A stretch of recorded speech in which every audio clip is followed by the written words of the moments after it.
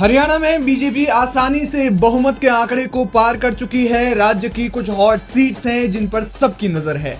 इन्हीं में से एक सीट है बादशाहपुर, जहां से बीजेपी ने अपनी बादशाहत कायम कर दी है और राव नरबीर सिंह इस सीट से जीत चुके हैं। उन्होंने कांग्रेस के वर्धन यादव को 60,705 वोटों के बड़े अंतर से हराया। राव नरबीर सिंह को 1,45,503 वोट पड़े, जबकि उनके प्रतिद्वंदी वर्धन यादव को 84,798 वोट मिले। इस सीट से तीसरे नंबर पर कुमुदिनी राकेश दौलताबाद रही, जिन्हें 30,885 वोट पड़े। खास बात यह है कि इस सीट पर राव नरबीर सिंह शुरू से ही बढ़त बनाए हुए थे और जैसे जैसे मतगणना के राउंड्स आगे बढ़ते गए, उनकी बढ़त लगातार आगे जाती रही। साल 2019 में इस सीट से निर्दलीय प्रत्याशी राकेश दौलताबाद ने जीत दर्ज की थी, लेकिन इस बार उनकी पत्नी चुनाव लड़ रही थी, इसलिए इस सीट पर त्रिकोणीय मुकाबला माना जा रहा था। लेकिन राव नरबीर सिंह ने यहां पर एक तरफा मुकाबला कर दिया। आपको बता दें कि राव नरबीर सिंह देश के सबसे युवा कैबिनेट मंत्री रह चुके हैं। साल 1987 में जब वे महज 25 साल के थे, तब उन्होंने राज्य की जाटोथाना सीट से चुनाव लड़ा और जीता भी। इसी के बाद वे हरियाणा सरकार में कैबिनेट मंत्री बने और एक बड़ा दायित्व भी संभाला।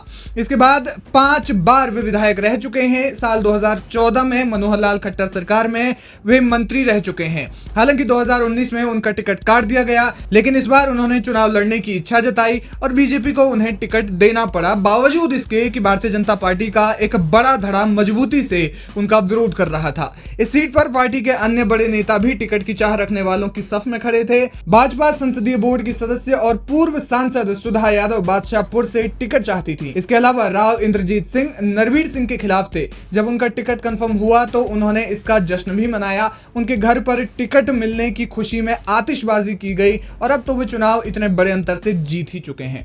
राव नरबीर सिंह राजनीतिक पृष्ठभूमि से आते हैं। उनके दादा विभाजन से पहले पंजाब के एमएलसी यानी विधान परिषद के सदस्य रह चुके हैं। उनके पिता भी हरियाणा सरकार में कैबिनेट मंत्री रह चुके हैं। 2008 में परिसीमन के बाद बादशाहपुर सीट अस्तित्व में आई थी। बादशाहपुर से हारने वाले प्रत्याशी वर्धन यादव की बात की जाए तो वे मूल रूप से गुरुग्राम के रहने वाले हैं।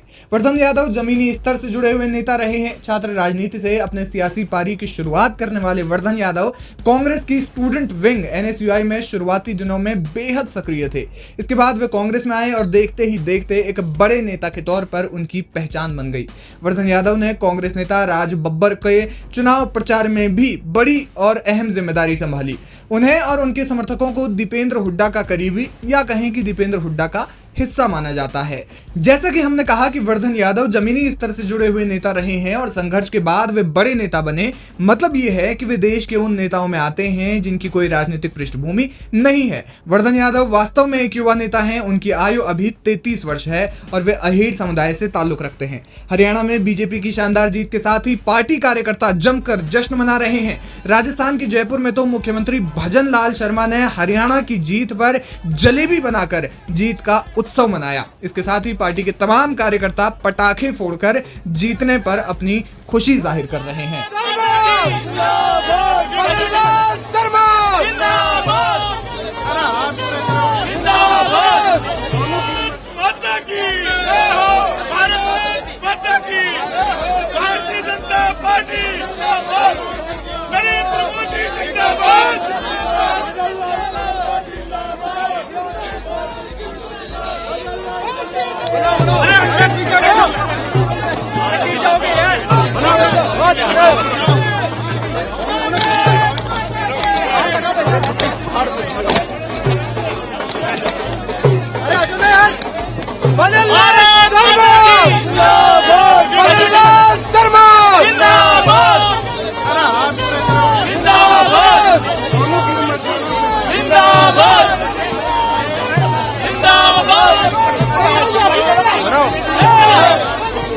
अरे यार भाई साहब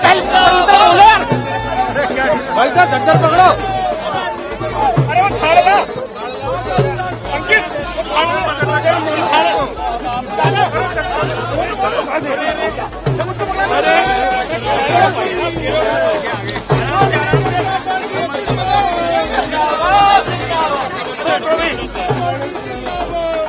पीछे आगे